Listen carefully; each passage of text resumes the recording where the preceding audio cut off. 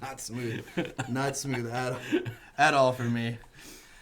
All right. Back with episode 10 with our new setup, not new setup, into the corner rig with the ice crispy crack. And all the things that have torn me apart, nothing has made me more whole. Covering the good, the bad, and the shit that keeps us going.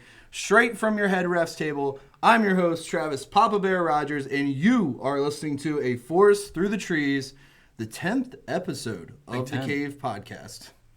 Here with my host. Can't believe we made it. Did we make it? Well, is this what making it feels like? Made it to the 10th. Okay. Now, granted, we're not through with it yet, so I can't say anything great yet. That is very true. Yeah, very true. So this episode is all about what it takes to really own a gym, right? I get people sliding up in my DMs all the time asking, hey, man, I followed you for a couple years. I'm thinking about starting my own gym, or I'm starting my own gym. What are some things you would tell me? So here we are talking about that. But first, Carl, you got some updates. Didn't you do something important this week or something? Yeah. So I signed up for another meet. I got my name down on the cards for another RPS in November, the Autumn Apocalypse.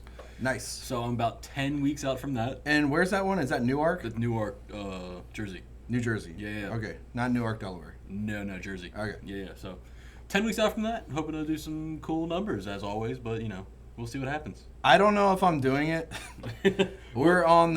I came up with a really cool acronym. We're on the BPC TBD program right now. That's right. All the So letters.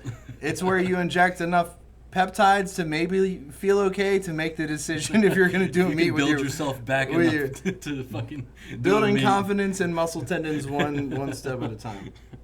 One pin at a time. I did bench 400 in a band insert this week, right. so we're only 200 pounds away. We're getting there. We're on the climb, as Miley Cyrus says. We are very smooth, Carl. Very smooth. It's like you're getting good at this podcast stuff or something. So we do have a big update, though. So we are subleasing the back of the cave, which is something I never considered in doing. So as you all know, we've talked about how meets have slowed down, how the community has been wrecked a little bit the last episode. So money's been a little tighter, meat's a little harder to come by. So we decided to sublease the back, and lo and behold, it was to a unit out front that we ended up actually knowing. So Right. Ross and his wife that own a company called Rebel Bro, they actually hooked me up with this super sweet tattoo print jumpsuit that I'm definitely going to rock the shit out of teaching Art 1 in my smock. So while I'm painting with the kids, I'll be rocking my overalls here. So shout out to them. Very cool people. Their company, Rebel Bro, makes clothing for boys and matching mom stuff. Very cool. So I say it's pretty sick looking too. I like the designs. Yeah, we fit my big ass into a 2XL. So, what size did they give you first? And you're like, that's not gonna work. Oh, yeah. Ross looked at my legs. He's like, yeah, large, never gonna happen. So I'm bringing some stuff home for just a trial too. But shout out to them, super cool people. We really appreciate them. They're great. And they're also available online if you want to check that out for your kids. And also, we are advertising for No Luck 6, our meet in December. It's December 13th. It's the second week of December. We do it every year at the same time. And that is with NPL this year, with Bobby Bolin and his great crew, who have also reffed with me, reffed under me, taught me stuff, vice versa. I've been known Bobby for many, many years. The NPL meet me and Carl did, Single Ply was actually one of Bobby's meets up in PA. So very, very good meet director and friend of mine. We are just playing the host facility, so I'm actually going to be able to, lo and behold, coach and be on the platform with my lifters and enjoy the show and, try to do this thing called be less stressed and relax. Well, I wouldn't say that. I mean, coaching it is, and it's also hard to do in your own gym. How many athletes you got doing it? You're like sitting at 6 right now. I think it's 6. I wouldn't say that's a stress-free it's not stressful day. because I've also incorporated Carl and wrangled him into this. We'll be tag teaming this. Yes, we will be handling all the boys together. I don't think I have any of my females signed up, so it's just you and me and all the boys. Not yet. We can hope. Yeah, we can hope. Always enjoy coaching females because less ego, more listening. That's right. For the most part. But Carl and me came up with this episode, and we really want to talk about it for the 10th year, our 10th episode. Wow. We're not 10 years deep on a podcast yet. On what it really takes to build a gym. And Carl added to my list that I sent him. What I do is I always type a list of stuff and ideas and with little segues to him and send it to Carl and say what you think. And he usually sends, hey, this is absolute dog shit. Here's what you should do. So he sent me back a better list. Actually, he added to mine, but had some really awesome points that I missed. And lo and behold, one of his points needed to be the forefront of the podcast, and that is, what kind of culture do you want to build in your gym? And I always say that it's super important because I always tell people about the cave that me and Jess have worked very, very hard to strive for a community that when we're here, it's close-knit. Everyone gives a shit about each other. Everyone knows, each other. It's not just another face walking in for an SBD day that we don't even know. We know people's personal lives. We know how to help people. We know stuff people have been through. Like, this is a very close community. And when me and Jess grew away from the commercial gym scene and, storing a couple of our bars there at what used to be World, is now Pure Fitness, I never wanted that in my gym. Like, I always wanted that non-commercial feel. I wanted that close, tight-knit. I wanted that, updated but still grungy garage gym feel. Right. And I think we've done a really good job accomplishing that here, where we have a nice, even divide and balance of working hard yet still having fun and knowing the community. And I think that shows a lot in not only like helping at meets, but like how people represent and carry themselves for the cave. And it's something that me and her are very proud to say about our members. Not all the time, especially when we run out of paper towels and no one fucking tells us, and that's pretty annoying. Or if you clog a toilet, like, dude, just tell somebody, please. Like, it's not that big a deal. We just got to know because you don't want it to stay like that. But with that kind of culture comes, like, retainment, right? Like, how do you retain members, and, like, what type of members do you want to retain? And now we've had a lot of people come and go, mainly just because, like, they either... They saw a different, for lack of a better word, saw a different vision, right? Yep. Or like got full of themselves and moved on, and it's like, that's cool, and like I still support those people and still talk to some of those people, but like for here, it's all about the community, and if you don't want to be a part of that, like you probably won't last very long here. And I think that's the way it's always been. So I mean, when you're talking about opening a gym, I think you really have to facilitate, like, before deciding anything, obviously, is location and culture, right? Like, does your culture you want to build, is that supported by that location? Do you have enough power lifters or a certain type of dynamic of lifters for the culture you're trying to create even in that location? That's a good point. Yeah, that's a very important thing to think about when you're going to, like, open and set something for your gym in your space. And do those people that you think you're going to draw in, do they represent your gym in the light it wants to be represented in, right? And I think we do a good job of that. We have people who have competed 30 times versus people who are getting ready for their first meet.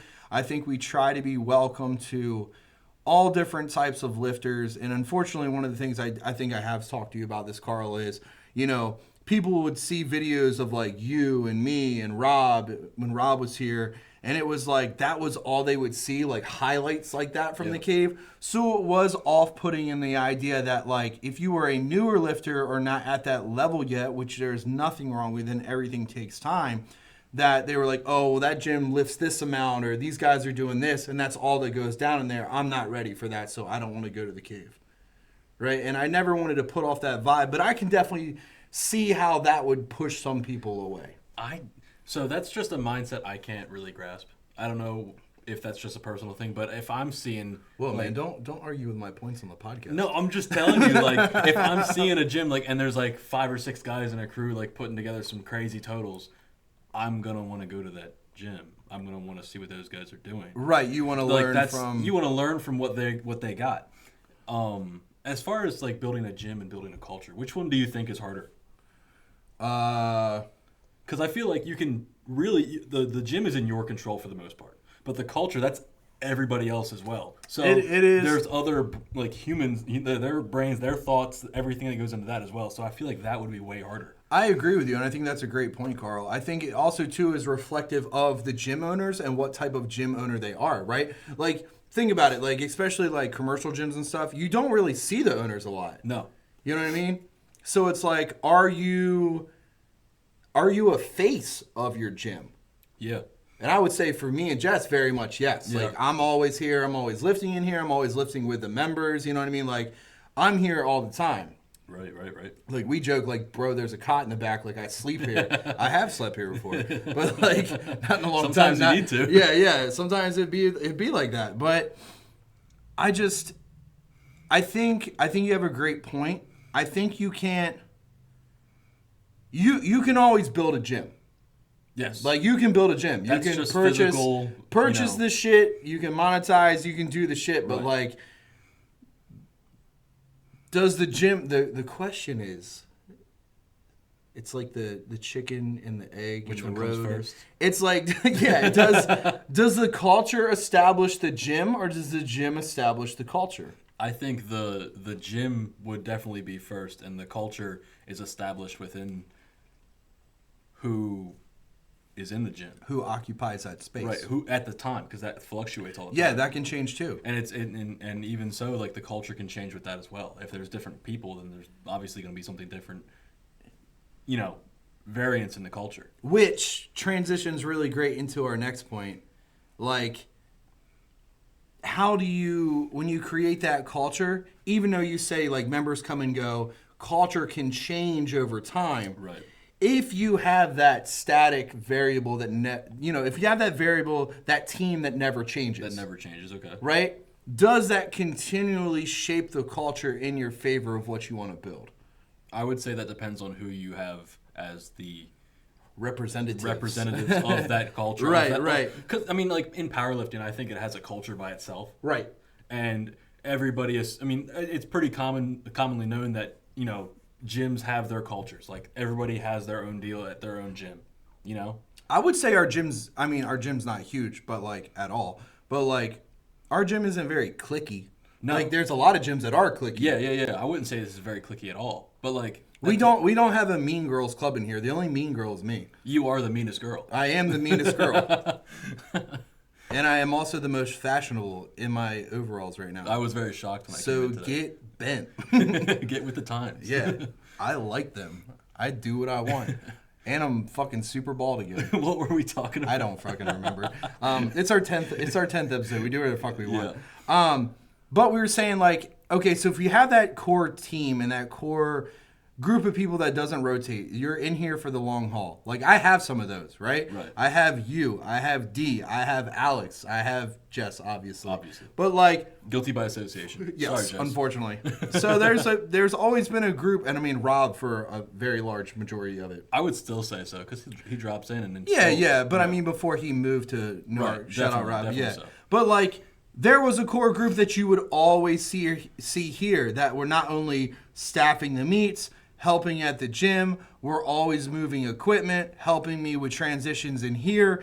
It's like when you have that group that sees your vision as a gym owner and stays with you through the changes and the hardships and sees the bullshit with the feds, the everything involved, right? Like, once you establish that core group, like...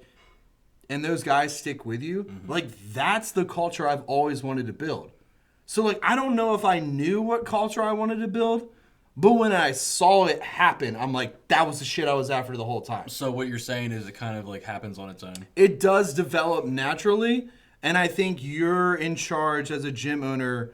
You can help guide it. You start the snowball rolling. Yes, exactly. Like, you are the guiding light to that culture. And, like, I very much appreciate the give and take. Like, I mean, I know I'll say stuff and you'll say stuff. But, like, a lot of times we do meet in the middle. But, like, I'll say things like, hey, like, for example, like, and I know this is very minute, but, like, Danielle was in here yesterday and she was sitting on the bench and I was like, hey, is it cool with you? Like, I'm about to bench too. Like, on the other bench across from you, is it cool if we turn on some music? And she was like, Travis, this is your gym. And I was like, I know. And I said, people always say that to me. But, like, I try to ask, like, Yeah, no, I know what you mean. I don't want to be You dickhead and dictate You don't want to sound everything. inconsiderate and like doing your own thing whether you like it or not. Yeah, like, I mean, I joke all the time. Like, remember when people would give me shit for what I'd wear in the gym? Like, I'd be like working out in Crocs Yes. and stuff, and people were Yes. like, "This fucking dude in his Crocs." I'm like, Bright dude, yellow I own Crocs. this gym. I'll take a shit in the middle of the squat rack if I want. Like, I don't want to be the guy that's always like, "Hey, this is my gym. I'll do whatever I want." That's a very good point though, because you can take a shit in the middle of the squat. I rack, could. but that'd be very hard to retain a culture if you're doing that. Yeah, So I don't you- want shit pants culture in the middle of the monolift, especially if it's not during a lift. If you tried so No. hard you shit your pants on my monolift, like, I'm not gonna fault you for We're that. gonna laugh probably. If you made a bacon stripe in your 2-ply briefs, like, I'm okay with that. You tried. You tried today hard. yeah, you might have to buy some new briefs. I don't Yeah, know. yeah. I don't know if washing. You might have to buy briefs, but you already earned my respect. Right? Right. So I definitely think that's a good conversation. Like, it is established by what you want, how that develops around what you want, and then how you critique that and lead that in different directions to solidify the thing you might have not known you were after the whole time. Say it goes askew. What do you do? Say something's going wrong in the Kick everyone out and start the fuck again. No, right, there you go. there you You heard it go. here. There you go. That's how you do it, Jim. No, I definitely agree. But, like, think about how many, like, sit downs we've had. Right. Like, where I've actively texted and reached out or posted an Instagram story. I'm like, hey, Bear Cave meeting on this day if you can make it. Like, because I took other people's thoughts into consideration. Right. I didn't make moves or say, hey, I'm stressed about this. How about we gather as a group to solve this problem together versus me panic solve it? You know what I mean? Like, I have done that many times to take into account. And I think, for me personally, I think that's what it's about being a gym owner. Like, if you want your culture to form around you and what you envision your gym to be, like, you have to also bend a little bit to the members to earn their trust and make it a community, right? Right. It's not about all you and what you envision and what you see, but I think you initially attract people who see like-mindedness with you. Mm-hmm. No, Right? I agree with like, that. you know what I I'm agree with that. about. Yeah. So, like, and vice versa. Like, we Right, both so- pretty much have the same ideas of what Right. we need. So, I mean, there are people that will gravitate towards you when you say you're opening a gym because, like, hey, I've been following that guy. I know that guy. Like, I know what he's about. Like, I'm with it, right? And I think that does help form it. Let's look at some of these other ones, though, because we're getting in there. we're on a tight time deadline on this We're one. on schedule for this Yeah, one. we are. And I think we've talked about how that stems out further in training. We've talked about We've that a talked lot. about that quite a bit. Yeah. Let's talk about from the ground up, though. I love that when you wanted to talk about that. Yeah. So, like, Dive in. yeah, because I think it's an important thing that people like, bro, there's no mommy daddy money over here. Like, there's not. And I'm not one of those people that's like, bro, like, I don't give a fuck. I'm self-made. But, like, I did make this shit from scratch. And a lot of people don't know, like, while I first started working at the high school, like, my first year as a weight room director and after school club runner and manager of the weight facilities, like, I slowly collected pieces over the years. Like, those first 4 years I was at the high school, like, I slowly started compiling kilo plates, a deadlift platform, an actual real combo bench, some Texas bars, a Duffalo bar. Like, I accommodated and gathered these things in this space for me and the kids to share that I had bought out of my own pocket, right? And so when it became time and, like, we lost weight room, or we never really had it, weight room funding, because I was buying shit out of my own pocket and, like, not being accredited from our athletic director, and it was just a shit show. That's when I bought the storage space and looked for the barn. And when I got to the barn, like, I bought more equipment, but I had moved all the equipment that I had bought out of the high school into the barn. Mm-hmm. So, like, when people hit me up and they're like, well, what equipment should I buy? Like, dude, I acquired all these pieces over time. It wasn't like I had, like, A lump sum of money, like, I'm gonna push out. $100,000 and it was just like boom, boom, boom, shooting down Elite FTS and Rogue and buying everything at once. Like, it took me a long period of time. I'd been collecting things for 4-5 years before I even moved to the barn, and then started collecting more pieces. Mm-hmm. So once I got to the barn, I think I ordered like our first 2 power cages. I ordered our first cheaper belt squat. I ordered 2 more Texas Strength System combos. Remember, I had the old red and black one and the blue and white one. I ordered another deadlift platform. I think I ordered our second set of kilos because I already had the ones from me and the kids. Like, there was a lot of other things I started gathering, including like dumbbells and stuff. But I mean, we stayed there all through before COVID and then all through COVID. So we were there for what, like 2 years? Another 2 years? Yeah, I would say so. Yeah. So I mean, you got to think in hindsight, like that's 7 years between the high school and the barn, the OG cave, like collecting equipment before I decided, hey, we need to like move this to a real gym so we can have a real community. Right. And I want to talk about the actual, like the old barn for a little bit, because there's an evolution behind that too. Like, it wasn't just you were there, you had the equipment that you already bought. And then you bought some more. Like, wasn't there a time when you had to, take out more space in that to accommodate more equipment? So we had the original unit, right, which was not very big. It was probably like 1,500 square feet? Yeah, about. It was tiny. Yep. And then the lady next to us had a storage unit, and then the one next to her was empty. Mm-hmm. So we convinced the storage unit owner and the lady, if we got a huge gang of people and politely moved all her stuff from one unit to the next unit over, we could take out the wall between those two and then combine the units for a bigger space for me. Mm-hmm. We eventually convinced them yes. And then we had a gaggle of what, like 20, 30 people? There's a shitload of people out there, dude. So that was about the time when I started coming through. And that was cold. Remember, we were on toboggans and mittens. Like, we were moving shit in like December or February. Like, it was fucking cold. Yeah, I remember moving things to the newer side that was the storage, but I didn't move things out of there. I was like right in that in-between section. And even then, there was a time when there was no charge. We just come there to work out. Like, there was no gym. Yeah. Well, I didn't own a gym there. We just had a garage, space to lift weights. Garage / barn where we worked out. And I said, if you knew me and you wanted to swing through, like, come on by. And you were doing programming for people that lifted there and did coaching. Yeah. And I was coaching some people like outside of that, and that was kind of attributing to like how I was paying like the rent and stuff. But I remember when I rolled up and I paid that first month's rent, and I'll never forget this. Like, so me, James, and Jess, James still in his work van, rode up there and met the guy. And I had scraped together, like, I mean, this is like within my first couple years teaching. And I wasn't programmed. Did I have my master's then?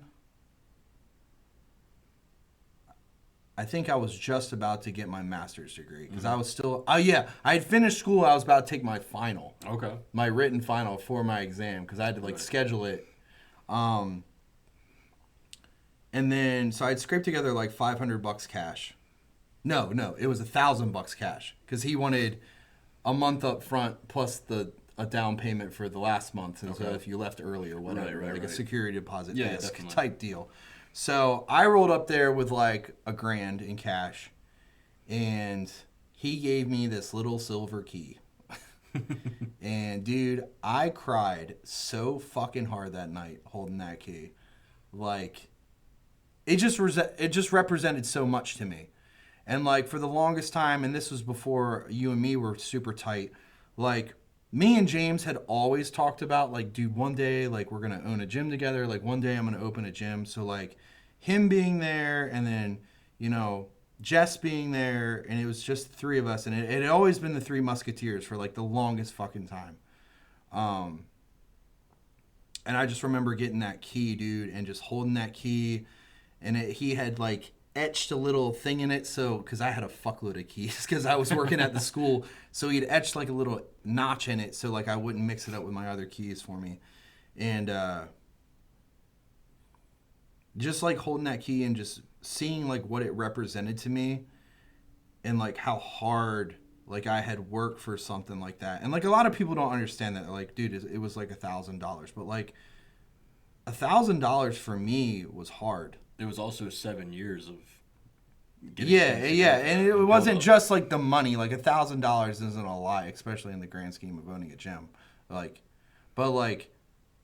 having your own space to move all the equipment you had been slowly purchasing and collecting, like that is something to somebody. And like having my own space to call my own and train and like have friends that were serious about training, like that was kind of like, dude, that really like planted a seed, I think, for like maybe not now, maybe not next month, maybe not next year, but like, dude, like one day maybe I'd want to like a real gym, you know? And I think that's important because like a lot of people hit me up are just like, I want a gym. And I'm like, bro, like that didn't start like that for me. Like it took a long time and a lot of commitment.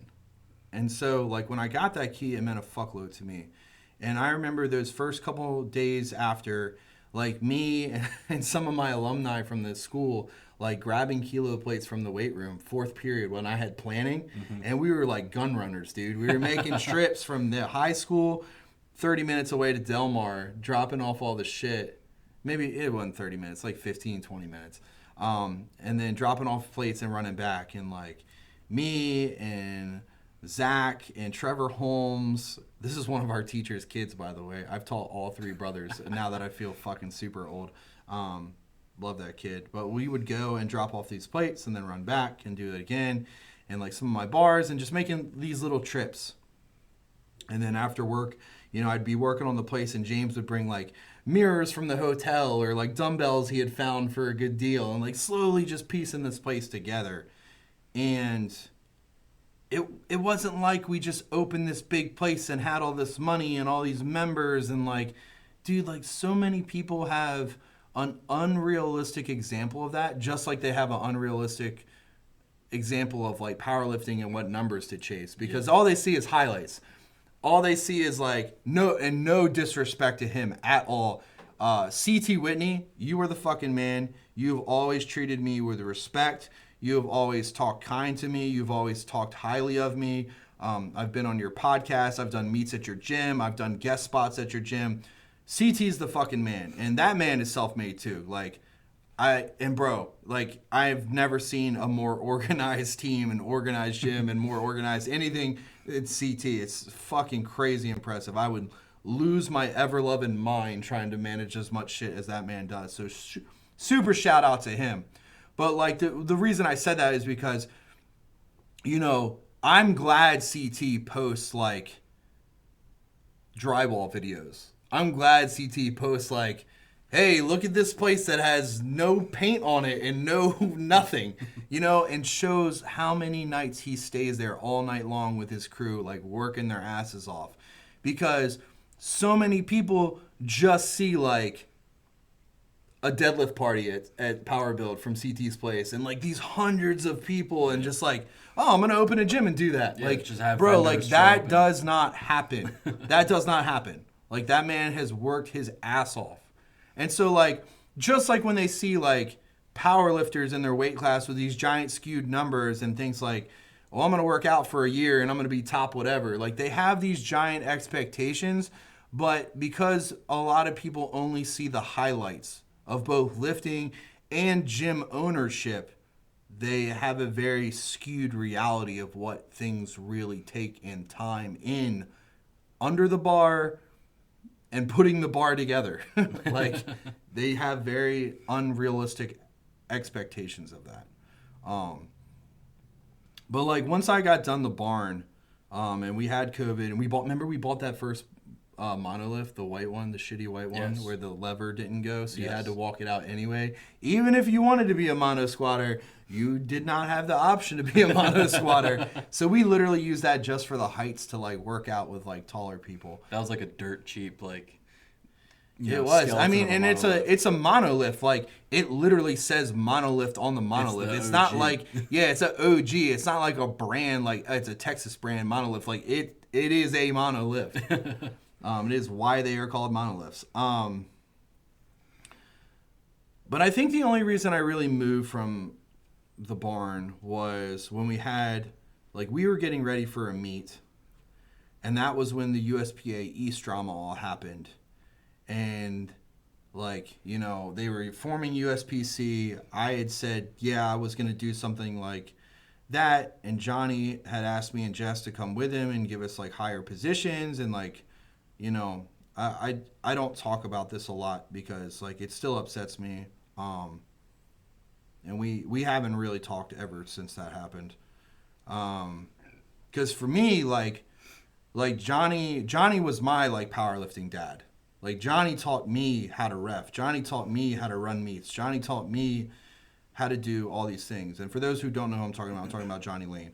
And so when all this stuff happened, and, like, I remember Jess, like, calling me at school in my classroom when I was on break and be like, oh my God, have you seen Instagram? And, like, all the stuff with, like, his wife and, like, the drama. And, like, I'm not going to get into it because, like, that's not my battle to battle. But it hurt me a lot, and it hurt Jess a lot. And we felt very betrayed and upset and, like, lost and didn't know where to go because, you know, when we got asked to come with them, like, all we saw and all we knew was a carrot dangling in front of us, but we never knew what it was tied to. What it's attached to, yeah. Right. And so when we found out, we were like, what the fuck? And, of course, like, I work at a school. I own a 501c3 for underprivileged children. So, like, when the drama was about that, yeah, I was like, dude, like, the ties looked bad. I can't be involved with you at all. Like, I can't sponsor your meets. I can't ref for you. I can't be attached to this at all. Like, I'm out. And we really haven't talked since. No, I lie. I did that one meet with Trey. We went, Trey and Kyle Trolin, and we went to, it was accidentally the first USPC meet. It was supposed to be USPA. And apparently someone had signed a contract with Intense Games, which is Johnny's LLC, not USPA, so they couldn't change feds. They couldn't get away from Johnny. Right. And his association. The Fed was changing, but it was whatever Johnny wanted it to be. Gotcha. So when that happened, you know, like, I got people texting me literally on the way to weigh-ins, or like, are you doing this meet? If you don't do this meet, we're not doing this meet. Like, I know you don't support this. Do you support this? And it was a complete shit show. And I remember sitting next to my buddy Kyle Trolin in the truck, and this is his first meet. Mm-hmm. His first meet that he's trained with me the whole winter season for, bro. And, like, looking at me and like, bro, like, if you don't want to do this, like, we don't have to do this. Yeah, it's all just blowing up. Like, and I'm like, face. I am not gonna.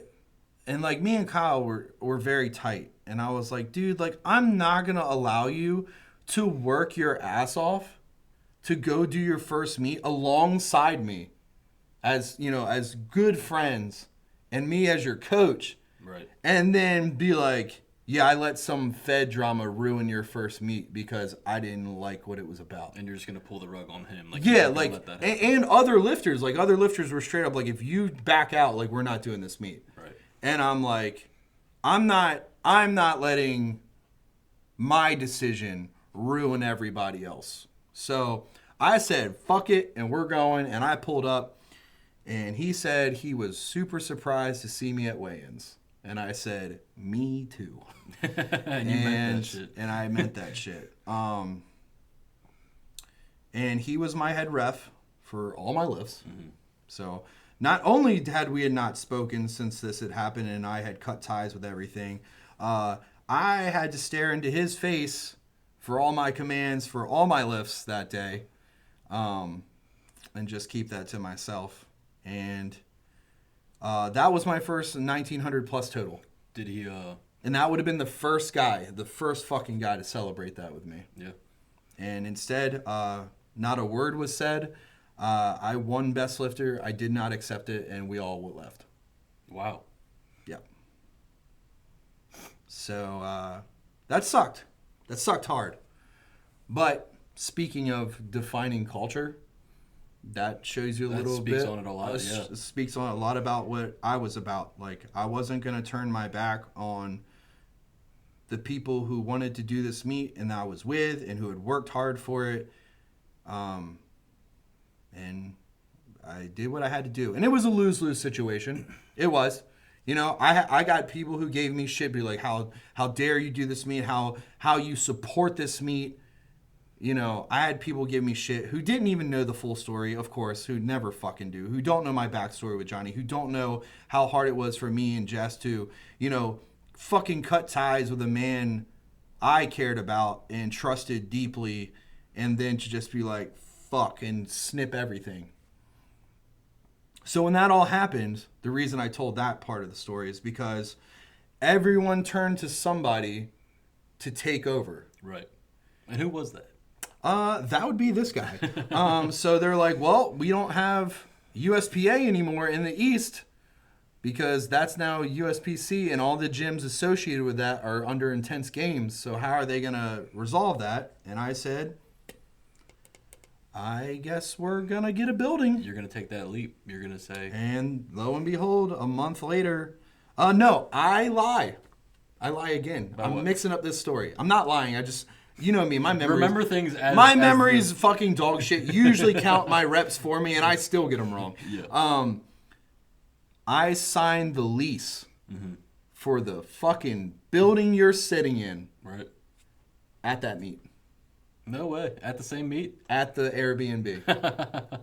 With Kyle Trolin and Corwin in the fucking bed next to me, all of us giggling. I said, hold on, I gotta do something. And I fucking signed that lease here with Kelly Jeter, who I talked to the last weekend. And that's why our asses are currently in the seat in front of you. So were you looking at this place beforehand, too? And you already had I was. There was a building I was going to buy that was, or lease that was closer to Salisbury University.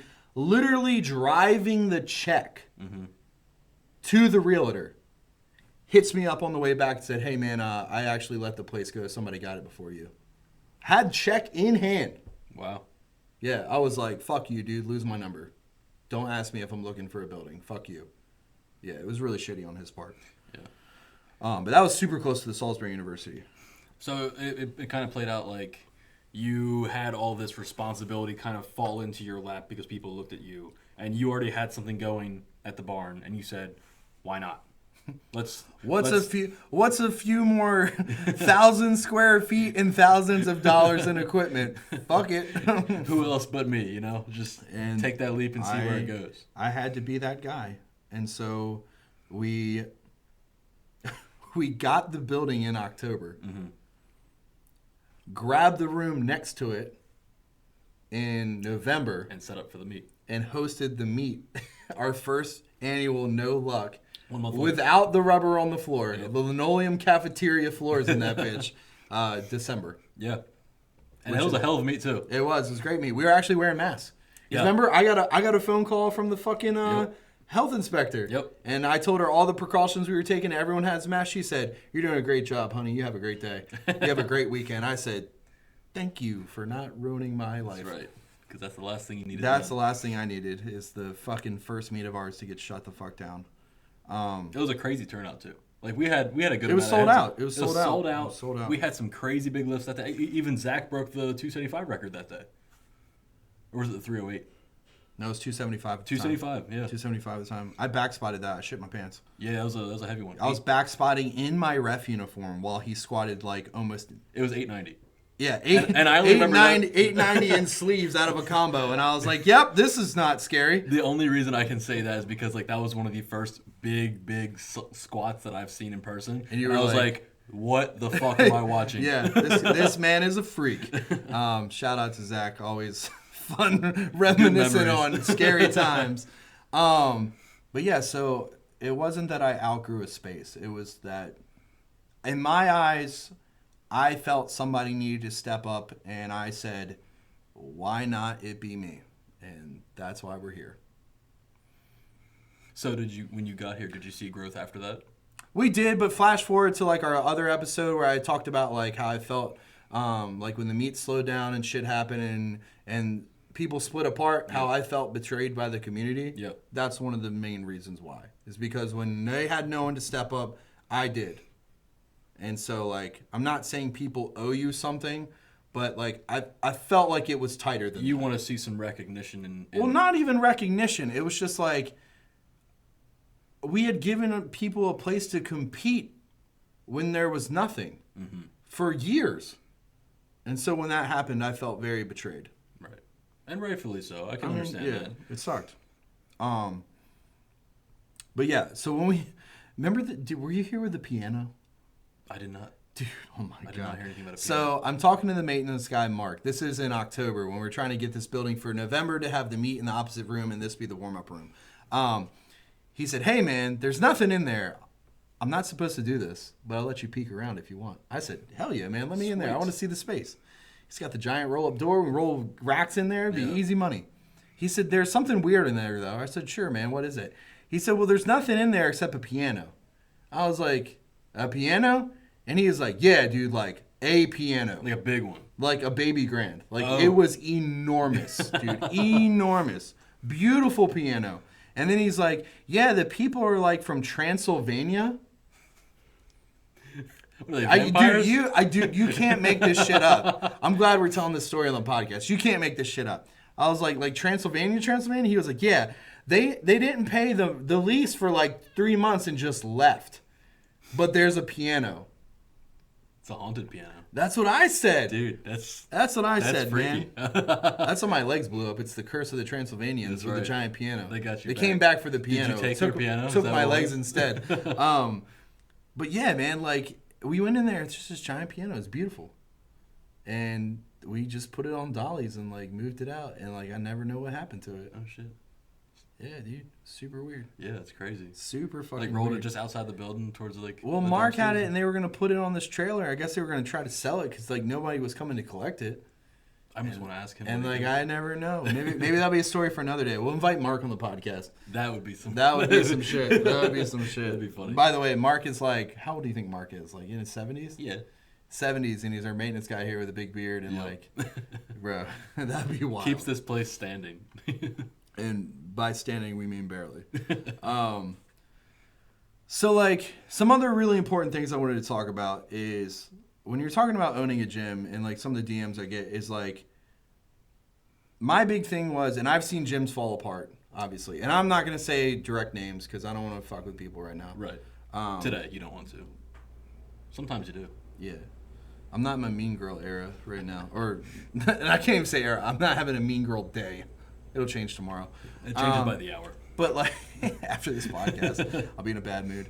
But like I never wanted to answer to anybody else, right? So like I wanted the sole responsibility of the gym, even if we had no members, even if we had, you know, whatever. I could come up with a way between coaching and working at the school to float the money to keep rent here. So I wanted to make sure like. I think one of the reasons like the cave has stood for so long, even though it's had its financial hardships, is like I made sure like no matter what, like I could make this happen, right? So like if everybody said fuck this shit and left, and it was just me and Jess training in here, I could still make it work. I could still make it work, right? And that was always important to me because like I never wanted to get in a situation where we're like, fuck, we're going to lose the gym. We're selling everything. Like, you know what I mean? Like, which is a good rule to have for any It is. It honestly is really good. You should follow that advice. This is a financial advisory podcast. It is not. Do not take that from me. Gyms are a total money sinkhole. You will lose everything. You might not be happy. I still like it. I don't know why. It's probably because of you. I stick around for Carl. Some days it's not. I joke and say I have the world's most expensive gym membership. I do. It sucks. But do you have financial backing? And like that can be a number of ways. Like of course I took out like a couple small business loans for some of the equipment that I paid off very quickly because I made sure it wasn't like an astronomical amount. And also I was smart beforehand by collecting some of the pieces or a lot of the pieces. You know what I mean? So when I took out loans for like equipment or stuff, it was for like a couple things, right? It wasn't for like an entire gym's worth of shit. Yeah. So I mean because that gets out of control really quickly. Can your space handle the equipment? It's really important. That's a very topical thing to say. It's really important because, like, bro, if you want monoliths and stuff like that, like, do you have high ceilings? Like, is this going to work? Like, remember at the barn when I had to buy the 83 racks instead of the 94s? Yes. Right? Because of the ceilings. Yep. Right? We had shorty racks in there. Those low ceilings. Well, we are also shorties. It worked well for us. It works great for us. But, like, if you're going to overhead press, you might touch the ceiling. Yep. If you're tall. But, like, that's super important. Like, regulating your space, knowing what can fit in here, looking at your space and what kind of culture and expectations you have for your gym, right? Is it going to be gym members from all over? So, like, are you going to need multitude of things? Like, do you need an area for strongman? Do you need an area for powerlifting? Do you need an area for general recreational fitness? Do you need a turf, right? Like, all these things are considered when you're thinking about what kind of culture and climate you're building and what kind of sports training-ish you're offering, right? And that's important. And Diop, do not listen to this podcast and tell me get another turf. I'm not getting a turf. I'm not getting a turf. We don't need a turf here. Don't need a turf. I'm not going to use it, and he might push it once a week, but we're not getting a turf for that reason. Damn it. I got a sled. We have a really nice West Side Butcher, and it moves great across the asphalt outside. That's right. You want to push sleds, go outside. Love you, Dion. I feel like every time he hears me talk about shit, he's like, bro, let's get a turf. Yo, a turf would be awesome. Turf would be great. I'm not getting a turf. Liability insurance and personal equipment insurance, like, is a must, right? You need to also devise contracts that say, hey, powerlifting is really dumb. It can get you hurt, and if you do, you won't sue me for everything I own. That's the first line in the contract. That is the first line of my fucking contract. Obviously, it's wordsmiths much better than that. It doesn't say, hey, don't fucking be dumb. And it's actually written in crayon. Yeah, it's a crayon. It is, yeah. I picked purple. It's a good color. So it stands out. It's good color. But like those things are super important and not to be looked over. Like you need you need insurance. You need equipment insurance. You need probably building insurance too if something catches on fire. But you can also organize that with your landlord or whatnot. Look in the lease. Like those are things to check for. I always do mine. I do the same company for both my personal and equipment, my liability all together. You know, I try to hit those at once, so you're making one payment that covers all of it. You know what I mean? You're probably not save a little bit too. Yeah, you're not splitting up everything. I will say my company has been a super big pain in the ass. I do Philly insurance, and they're a super big pain in the ass, dude. Like, I put mine on auto pay, so I don't have to worry about it. And like, they'll be like, "Oh, your thing's about to lapse." And I'm like, it's on fucking auto pay. What do you mean it's gonna lapse? It's on auto pay and there's money in it. Like, she's like, oh well, you didn't call to renew. I'm like, why do I gotta call to renew if it's set for like automatic payments? It's not really an automatic payment, though. Yeah, it's not automatic if I gotta call you. So like, yeah, they've been a pain in my ass. And especially if you go with like an insurance broker and then they reach out for another insurance company, like it's. I don't even know who you're paying anymore. It's a lot of red tape, and it's very much on the business side. Yeah, it's so dumb. It's so like dumb. It's not just lifting with your friends anymore. No, it's not. It's not. It sucks. Yeah, and I say this on. I feel like I've said this on every podcast. When I look at Jess, and I'm like, remember when we were just lifters? Like, do you remember when we just went and lifted and it was fun? Yep. And there was like zero responsibility with like feds with the gym with the anything. It was just like you just lifted shit and got big and it was fun. Members. It's pretty important to consider if you're going to own a gym. I'd say it's one of the top priorities. Yeah, like, unless you want to do what I do and, you know, I mean, you do want to do what I do and say, hey, I could float this in an emergency. Right. We got a nest egg we can lay on. But, like... It's also nice to have members at your gym. Yeah, you want members to pay for stuff. So, like, you know, to make the rent easier, to make the electric easier, to make everything easier, right? And of those members, like... what duties do those members have? Like, make sure you talk about their responsibilities. Cleaning up the bathroom after themselves. Like, you know, taking their shit home. Not treating your place like a fucking lost and found bin, which some of my members currently do. Jay, come get your fucking water bottle. Bo, come get your giant water jug, you douche. Because he left from helping me. God bless him. He helped me pull horse mats the other day, and then I was waiting all week to give him shit on the podcast. I was like, I know this motherfucker's gonna help me out. I'm gonna be super happy with him, and he's gonna leave some shit here for me to find. Yep. Lo and behold, there he is. There it is. But yeah, like your members, like it's not about money in, money out. Yes, business wise, it is. But, like, are they the members you want? Like, do you have members offer to roll up and give you help? I have tons of those, right? Carl's okay, but, like, he helps sometimes, which means, like, when he fucking feels like it. Yeah, I was only here, like, 5 days out of the 6 you were moving shit. This guy, he just wants all the credit. It's all Carl. Is this a Carl show, bro? This whole gym is the Carl gym. It's actually not called the Bear Cave. It's called the Bear Carl. We just renamed that shit.